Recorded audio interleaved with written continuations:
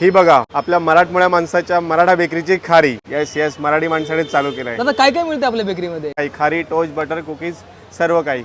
चला आता फ्रेश खारी बनते आपल्या बेकरीमध्ये, मी तुम्हाला दाखवतो. खारीचं प्रिपरेशन जे चालू झालेलं आहे, लाटून झाल्यावर मग त्याच्यावर फ्रेश घी लावल्यावर त्याचं परत एकदा ही खारी बनायला साधारण 2 ते 2.5 तास लागतात. आम्ही स्नॅक बॉक्सेस बनवतो. आता ही जी प्रोसेस आहे ह्याला खारीची कटिंग असं म्हणतात. आता ही आमची जी खारी आहे ही 4 लेअरची खारी आहे. तर असं का तुम्ही की आपण मराठा नाव ठेवावं बेकरी? कसं आहे ना, आम्ही शिवजन्मभूमी म्हणजेच जुन्नर येथून आलो आहोत. आम्ही स्वतः मराठा असल्यामुळे ते ऑटोमॅटिकली आमच्याकडून आलं. ते आपण बेकरीचं हे जे नाव आहे ते मराठा स्नॅक्स अँड बेकरीज ठेवायचं. माझं नाव अजिंक्य शिवाजी नरवडे. खारी सेट करायची ट्रेमध्ये. खारीचे सर्व ट्रे लागलेले आहेत. आता ते आतमध्ये जाणार. हे फिरत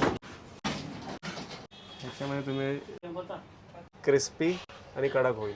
धन्यवाद. जय शिवराय.